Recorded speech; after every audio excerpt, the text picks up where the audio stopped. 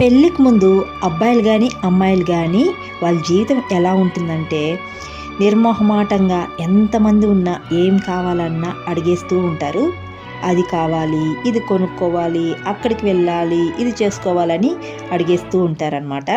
అదే పెళ్ళైన తర్వాత అటు అబ్బాయి కానీ ఇటు అమ్మాయి కానీ మనం ఏం చెప్పాలి అనుకుంటున్నామో అది చలాకీగా చెప్పలేకపోతూ ఉంటాము. అబ్బాయి అయితే పెళ్ళైన తర్వాత ఏదైనా చెప్పాలి అనుకుంటే అది ధైర్యంగా చెప్పలేరనమాట.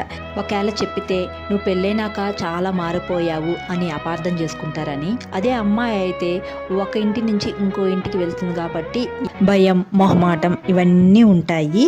పెళ్ళికి ముందు ఒకలా, పెళ్ళైన తర్వాత ఒకలా మారిపోతూ ఉంటాము. అలాగే ఎంతమంది అబ్బాయిలు కానీ అమ్మాయిలు కానీ పెళ్ళైన తర్వాత ఇలా మారిపోయి ఆలోచిస్తున్నారో తప్పకుండా కామెంట్ చేయండి. అలాగే నా వీడియోస్ మీకు నచ్చినట్టయితే ప్లీజ్ ఒక లైక్ చేసి, కొత్తగా ఎవరైనా మన ఛానల్ చూస్తుంటే జర సపోర్ట్ చేసి సబ్స్క్రైబ్ చేయండి. అంతే వీడియో. బాయ్.